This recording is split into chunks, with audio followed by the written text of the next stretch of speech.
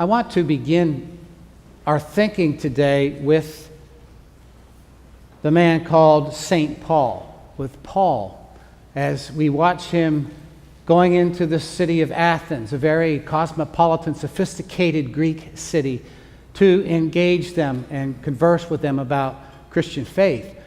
Paul, as most of you know, his story, was a very devout Jew who initially opposed very violently the beginning of this Christian faith and tried to do everything in his power to stop it. And then he had that remarkable experience where he had a vision and he experienced the living, risen Christ, who became powerfully real to him, a real person and presence and Lord. And so that was a total game changer, as they say, for Paul. And then he began to seek to proclaim this Christ. He was welcomed by the Christian community with a little fear at first. He was welcomed by the Christian community. He was welcomed by Peter. He would have learned the gospel story, the story of Jesus, the story that came to us in Matthew, Mark, Luke, and John.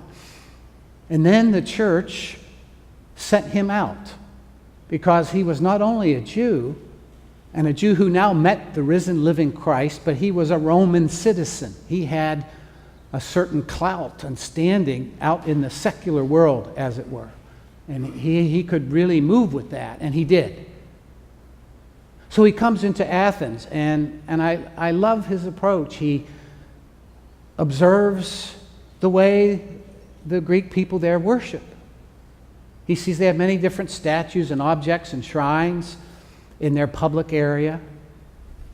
And he begins to engage the people there in conversation. And he observes, he affirms, I see that you are very religious.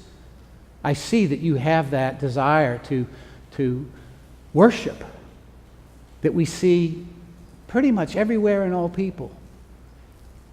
And then he says, but I want to proclaim to you something that's beyond that. You have this statue that says to an unknown God. And he really honors that. And he says, I want to talk about that. I want to talk about the Creator who's kind of beyond and behind all these other objects and things. The one who creates everything, from whom everything comes, who made us. And this is the one I want to talk to you about. And you indeed have in your own poetry and conversation and awareness of this as well. You talk about God in whom we live and move and have our being. I want to talk to you about that. You say, and one of your poets says, for we are God's offspring. I want to talk to you about how I understand that and what I think that means. Because he says there's been something kind of new in this whole realm of all peoples throughout the world seeking after the divine, seeking to worship. There's been a game changer. God has appointed, this Creator God has appointed a man to be judge. He will judge in righteousness. I want to translate that. He will guide truly. He will be the criteria by which we understand and measure life. He will set things in the path they should be on. He will judge in righteousness, the righteous judge. And we follow this man because God raised him from the dead. That was the sign and the seal of God upon this man. So you see how Paul wants to move from talking about God to talking about Jesus, the Christ, the risen, living one. And then that's where our lesson ends today. And so we can just imagine what Paul would have done next, because some people were skeptical and said, no, that sounds crazy. Some people said, well, yeah, we'd want to think about that some more. We don't know. And some people, it says in the next verses, began to engage Paul and wanted to learn more and became discipled in this new understanding, this game-changing event of Jesus' resurrection. So we can assume pretty safely what Paul would have said in general. He would have given them the gospel that was given to him by Peter and the other apostles and fellow Christians that he had come into fellowship with back in Jerusalem, the ones who sent him out. He would have brought the message he received from them about Jesus. So if I were to ask you to fill in the blank, I'm going to say a couple words, just like a little exercise, and then you fill in the blank. The statement is, God is love, right? And so, that's actually the heart of the whole gospel. And it's in John's letters specifically that way, and it's all throughout John's gospel, and we hear it today in this love language. Listen to some of the verses from the gospel today. If you love me, you will keep my commandments. I will ask the Father. He will give you another advocate, another encourager, another divine presence, because he's preparing them that he won't be there physically anymore. So how do we have this faith when Jesus isn't there to follow in human form? He will give you another, the Spirit of truth, God's own Spirit. And you know him because he abides with you. He'll be in you. I won't leave you orphaned. You're not going to be abandoned. You are loved. Then he goes on to say, on that day you will know. Well, what day? The day when Jesus is risen and the Spirit comes. And they'll begin to enter this new way of living and moving and having their being with God. On that day, you'll know I'm in the Father, and you in me, and I in you. That's very intimate communion, community, love. Those who have my commandments and keep them are those who love me. And those who love me will be loved by my Father, and I will love them. Love, love, love. It's a love feast here. So I wonder how often we don't get a little misled, because so often we hear the words of Christ and we hear the invitations here in our parish family to do things to love other people, which are indeed good things to do, and Jesus invites us to do. Love your neighbor. Love the people in your life. Very important.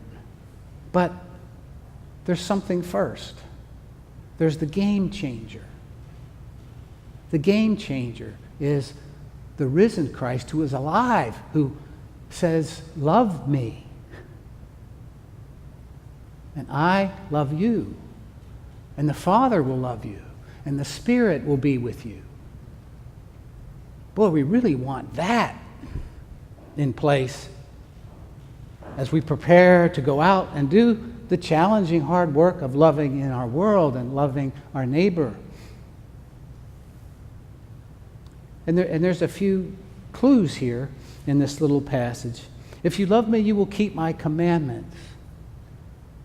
I think it's easy to misunderstand that. It could almost sound like he's saying, if you keep my words, if you follow what I said to you, if you do things, if you're a good person, I will love you.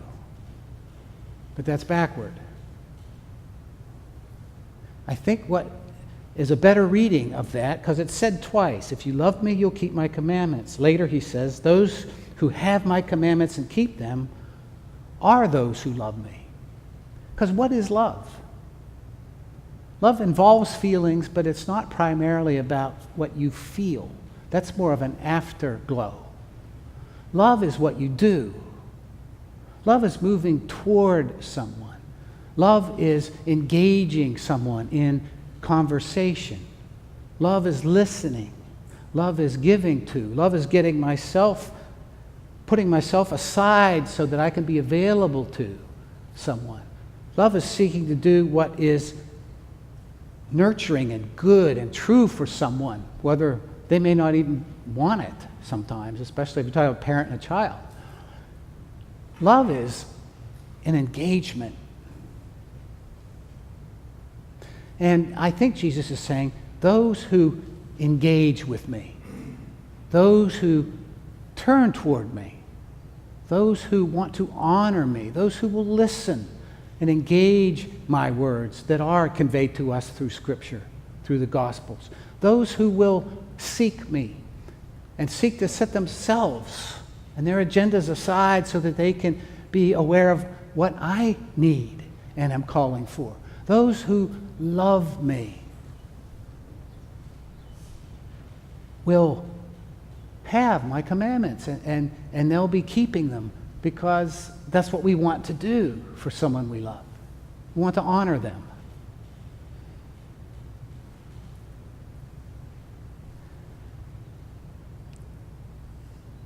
The game changer. God has appointed someone who has come into the world of religion, world of philosophy, world of human struggle and groping after what's true and right and good, which we all grope for and seek. And into this struggle, God has appointed someone, says Paul, who is the righteous judge, the one who sees it clearly, the one who gives it to us clearly, the guide for us, the truth for us. Why do we say that about a person?